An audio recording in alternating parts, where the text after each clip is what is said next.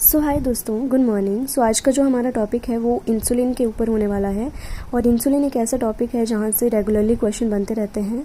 सो यहाँ पे जितने भी पॉइंट्स लिखे हैं वो सारे ही इंपॉर्टेंट पॉइंट्स हैं। सो देखते हैं। इंसुलिन एक हार्मोन है और इसको हम सिक्रेटरी प्रोटीन भी बोलते हैं। So insulin is a secretory protein. कहाँ पे सिंथेसिस होती है इसकी? RER में, रफ एंडोप्लाज्मिक रेटिकुलम में इसकी सिंथेसिस होती है। इंसुलिन ऐसे एक इंसुलिन का जो एन टर्मिनस होता है वहाँ पे एक सिग्नल पेप्टाइड प्रेजेंट होता है। अब हमें पता है एक प्रोटीन है, कोई भी प्रोटीन होती है उसके पास दो टर्मिनस होते हैं, एक होता है एन टर्मिनस, एक होता है सी टर्मिनस। इसका जो एन टर्मिनस है वहाँ पे एक सिग्नल पेप्टाइड प्रेजेंट होता है, उसको हम लीडर पेप्टाइड भी बोलते हैं। और इसके पास 3 पेप्टाइड चेन और होती है, जैसे A, C एंड B। कहाँ पे सिंथेसिस हो रही है इसकी? RER में सिंथेसिस हो रही है। अब जैसे जब इसके पास लीडर सीक्वेंस भी प्रेजेंट होगा और तीनों पेप्टाइड प्रेजेंट होंगे, तब इसको हम बोलेंगे प्री प्रो इंसुलिन। ठीक है। अब क्या होता है कि जैसे ही जब अब इसको मैच्योर, ये हमारा इमेच्योर इंसुलिन होता है। जब ये मैच्योरिटी की फेज़ में आता है तो इसका जो सिग्नल पेप्टाइड होता है एन टर्मिनस पे, उसको क्लीव कर दिया जाता है। अब जैसे इस एन टर्मिनस पे सिग्नल पेप्टाइड क्लीव होता है, हमारा जो A एंड B पेप्टाइड हैं ये क्या करते हैं? डाइसल्फाइड बॉन्ड फॉर्म कर लेते हैं, जिसकी वजह से ये एक कर्व की शेप ले लेते हैं। अब क्या होता है कि हमें सी पेप्टाइड को भी रिमूव करना होता है इनके बीच से। तो दो कट लगाए जाते हैं, एक कट यहाँ पे लगाया जाता है, एक कट यहाँ पे लगाया जाता है, जिसकी वजह से क्या होता है कि सी टर्मिनस जो होता है वो रिमूव हो जाता है। अब जैसे ही सी टर्मिनस यहाँ से रिमूव होता है उसको हम बोलते हैं प्रो इंसुलिन। अब प्री वर्ड तब यूज था जब यहाँ पे क्या था? सिग्नल पेप्टाइड अटैच था। जब सी यहाँ से रिमूव कर दिया उसको हम बोलेंगे प्रो इंसुलिन। अब ये भी बहुत बार क्वेश्चन पूछा जाता है कि प्री प्रो इंसुलिन पहले आया या प्रो इंसुलिन। सो पहले प्री प्रो इंसुलिन आता है, फिर आता है प्रो इंसुलिन।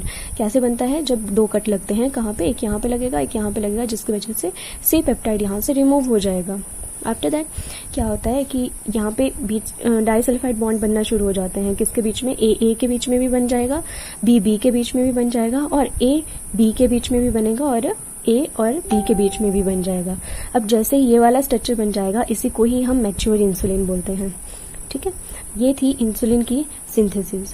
अब यहाँ पे कुछ ये इसी के बारे में लिखा हुआ है, सो पढ़ लेते हैं। Insulin synthesis from pre pro insulin. कहाँ से बना इंसुलिन? प्री प्रो इंसुलिन से बना। और pre pro insulin is converted into pro insulin. और 2 cut are made to remove the C peptide. कहाँ पे लगे? 2 कट, यहाँ पे लगा और यहाँ पे लगा।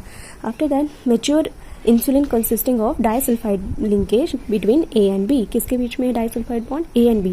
अब ये भी बहुत बार क्वेश्चन पूछते हैं कि डाइसल्फाइड बॉन्ड कहाँ मतलब कौन कौन सी पोजीशन पे बना? तो एक A और A के बीच में 6th और 7th की पोजीशन के बीच में बनता है, और A और B के बीच में 7 और 19-20। ये याद रखने की चीज़ है। आफ्टर दैट रिसेप्टर जो होता है इंसुलिन का, वो एक टायरोसिन रिसेप्टर होता है। RTK एक्टिविटी शो करते हैं ये। इनका जो मतलब एक होता है एक्स्ट्रा सेलुलर डोमेन, एक होता है इंट्रासेलुलर डोमेन। अब जो इंट्रासेलुलर डोमेन होता है वहाँ पे एक टायरोसिन एक्टिविटी शो करते हैं ये भी। और कहाँ से सिक्रीट होते हैं? पैनक्रियाज के बीटा सेल सिक्रीट करते हैं। अब कब सिक्रीट होंगे? जब ग्लूकोज की कंसंट्रेशन बॉडी में बहुत ज़्यादा हो जाएगी तब।